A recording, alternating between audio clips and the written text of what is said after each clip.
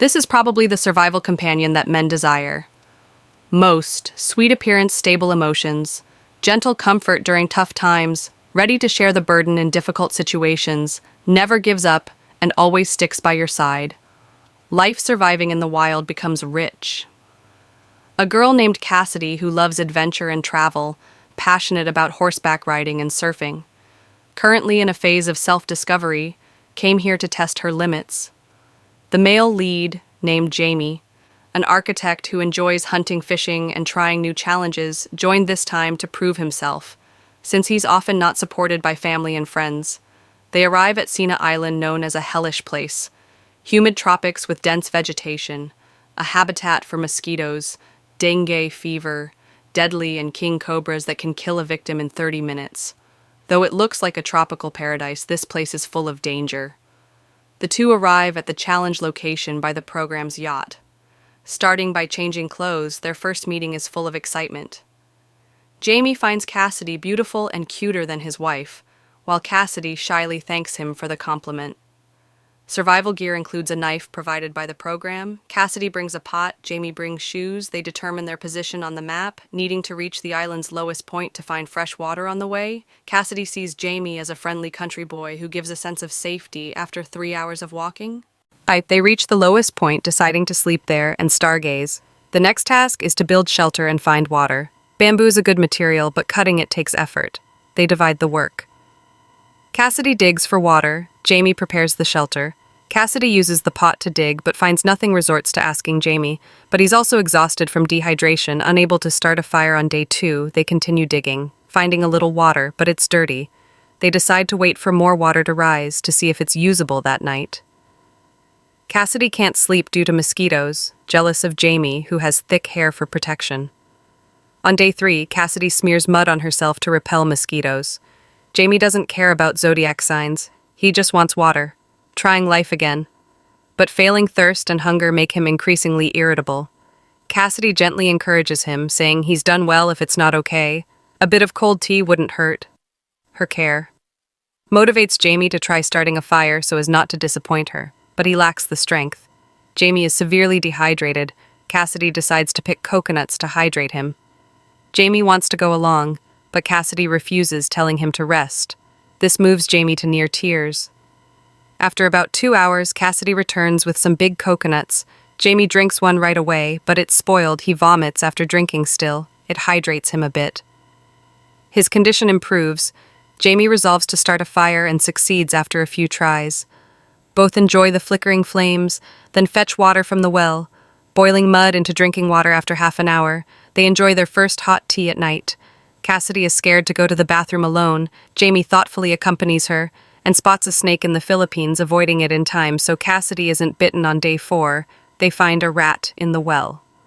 Demi is thrilled, thinking it's a valuable protein source, quickly preparing and roasting it. Cassidy, though disgusted, eats to survive after the meal. They build a shelter since lying on the ground stargazing gets old by day. 8. The well water is nearly gone due to the receding groundwater from tides. Cassidy suggests cutting banana trees to get water, and as predicted, it's sweet like milk, solving the water issue. Cassidy makes a protective shirt. Though it's not big enough, it helps somewhat. On day 9, they survive on coconuts and banana water, but no, it can't last. Cassidy spots wild chicken tracks and digs up 2 eggs. Jamie is excited, thinking of boiled eggs for dinner, but they're rotten, leaving them laughing and crying. Though they have food, mishaps keep happening, all for survival that night. Mosquitoes keep them awake. The sound of swatting echoes endlessly on day 10. They return to find the fire has gone out their mood. Demi hits rock bottom, feeling like they're back to square one. They find only 1 coconut left. They try to restart the fire, but it's not going well. 2 more days pass. Sweet banana water attracts lots of insects, it seems. This scarce water source will run dry. They lie in the shelter, comforting each other, encouraging themselves to keep trying for their family and friends. To look at them with admiration. Jamie doesn't want to give up. He keeps motivating himself on camera. Cassidy affirms she'll stick with him to the end. With such a good teammate, Jamie can't let her down that evening. Jamie finally succeeds starting a fire, not only lighting up the darkness, but also igniting their hope day. 13 arrives, the well water is completely gone. Even with fire, it's useless. No more water can be found on the island. Cassidy admits they've done their best and suggests leaving together. Demi agrees. As without water, they can't do more on day 13. Both withdraw, ending the challenge in defeat. If you were with a beautiful girl like Cassidy surviving in the jungle for 21 days, no food, no clothes, and won $100,000, would you be willing? If you and this beautiful girl had no clothes, no food, and had to survive in the wild for 21 days, success would earn $100,000. Would you try it? The girl is named Melissa, an executive director of a marketing company, outgoing personality, and loves outdoor activities. She came here to prove her survival skills. The man named Jeff served in the Marines for 6 years, not just a survival expert, but also skilled at hunting and fishing. Most importantly, he loves sports, so he didn't want to miss this challenge. This jungle is in the heart of Panama's rainforest, known for fierce storms that can cause flash floods at any moment. Under the thick canopy lurk countless large predators and venomous snakes. A moment's carelessness could be deadly. The two join the program crew, arriving in this area with a cow and a horse to start the challenge upon meeting. They hug warmly, feeling each other's presence and smiling, this time's survival gear, besides a jungle knife. Melissa brings an axe while Jeff brings flint. They check the map to determine their direction, preparing to head to a lake to set up shelter while moving. Melissa keeps asking Jeff if he's still single, hearing a yes. She grows more excited for the challenge. However, Jeff feels a bit annoyed as he finds his partner too talkative and prefers silence after a while. They reach the lake. Jeff starts chopping trees, but stays quiet while Melissa keeps chatting and wants to help. But facing a reserved man, she can't keep the conversation going long. The rain doesn't sit idly by, helping by bringing rain.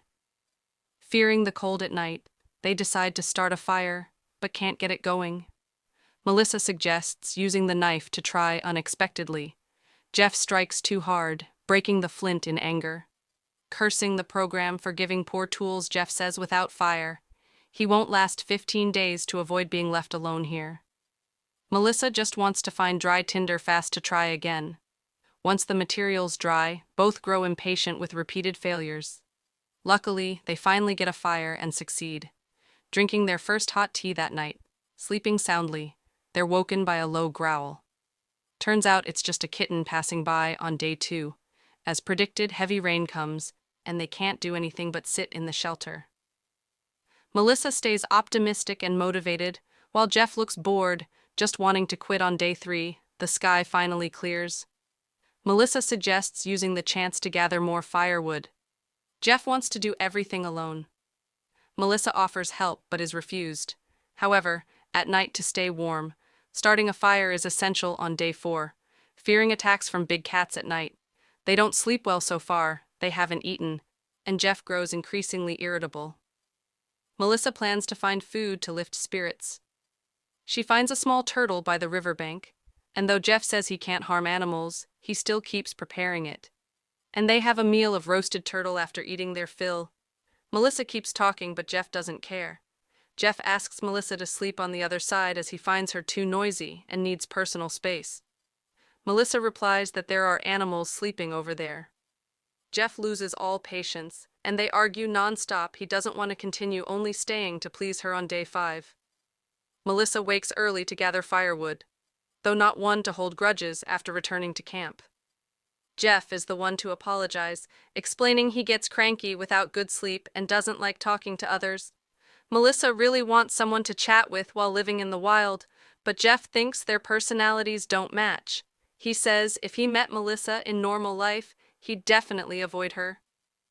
Melissa feels very disappointed. She once thought Jeff was handsome, but now sees he's truly awful as they witness the surroundings turn into a rainforest. They can't control their emotions by day. 8. The area has become a swamp. Melissa suggests moving camp, but Jeff doesn't want to waste energy.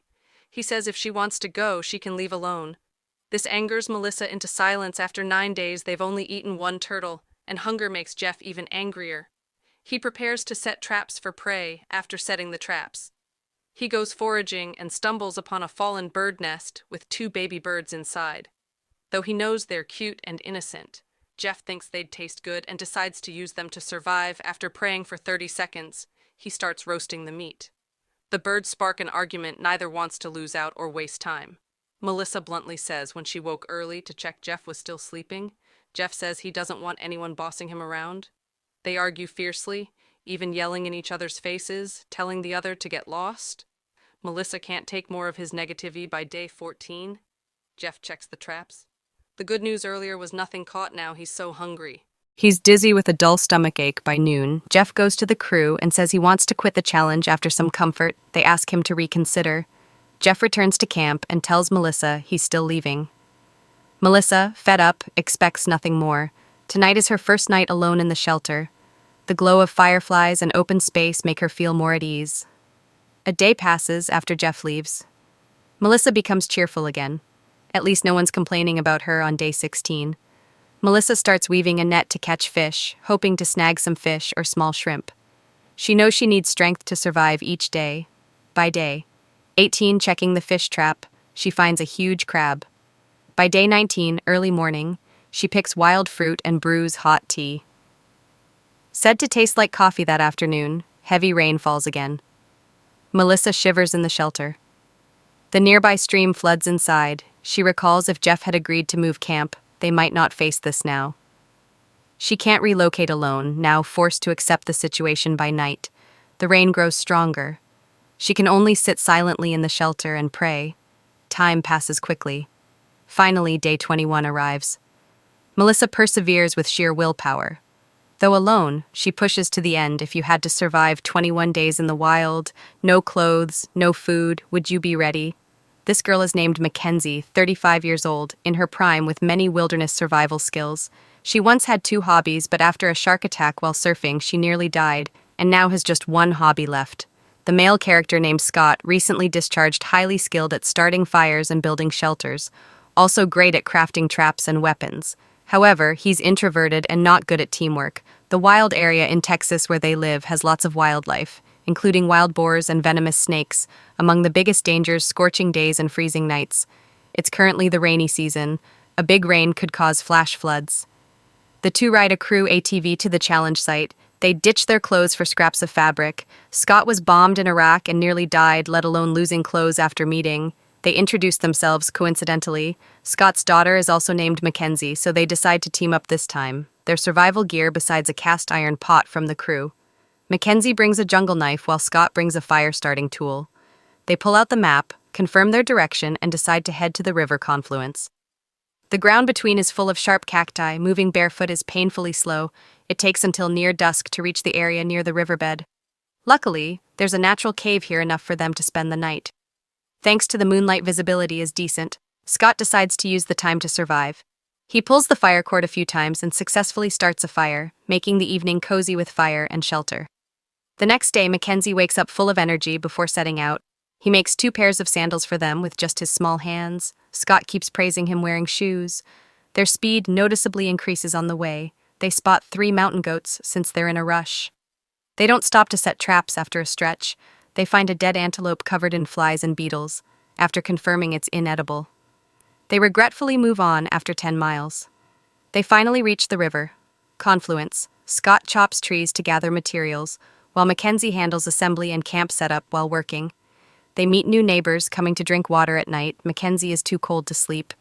He shyly wants to hug Scott, but settles by the fire to warm up. By day 3 when they have fire and water. There's no worry about food shortages. Scott decides to move the fire closer to the camp entrance since last night he was freezing stiff. He places lots of rocks near the fire to retain heat. So far, they've had nothing to eat. The easiest food is cactus. They gather some for breakfast, peeling off the outer layer, keeping the flesh. It's neither sweet nor bland.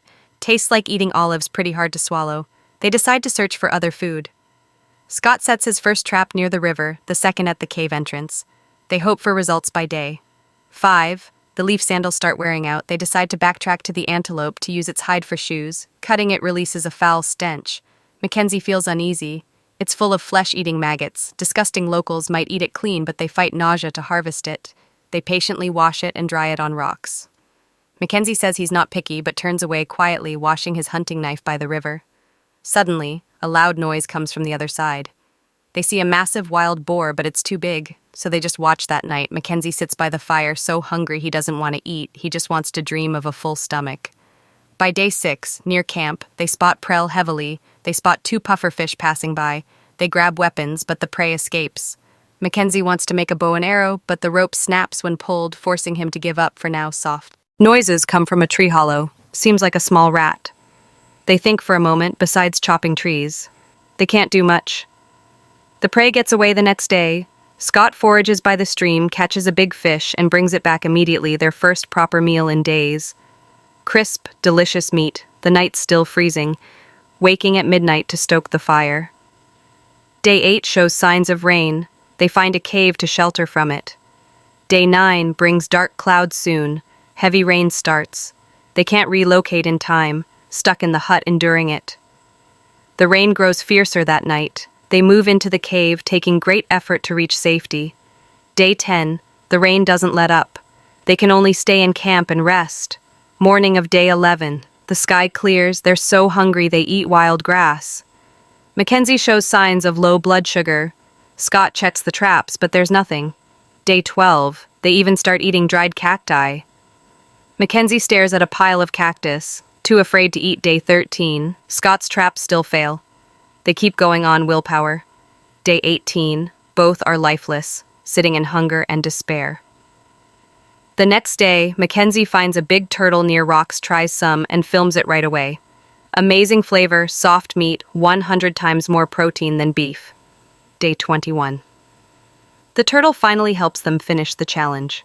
It must be said their hunger endurance is incredible together. They lost 46 keys.